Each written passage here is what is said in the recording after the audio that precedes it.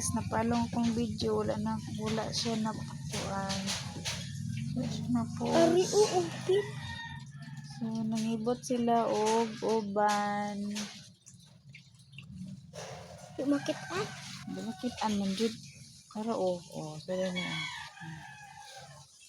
Ano ka, daghan akong uban. Wala mabang. Nakaputi akong buhok.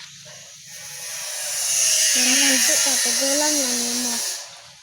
Ari lang jud Yung nagtigil si mama. Yan yung titik-titik ko sa ulo. Ano? Bisa ang buhok. Ito mo guys, ayaw mo pangimpit og basta ang buhok kay makauban.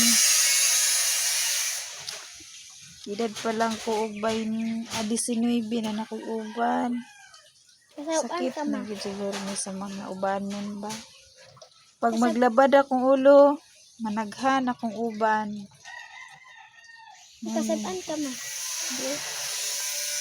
Sabaan ko sa mama eh. Huh? Sabaan ko. Hindi. Wala yung mama. Kaya na kayo tigil sa mama. May mo makaya dagang uban mo. O kadagan na ano. Dungag.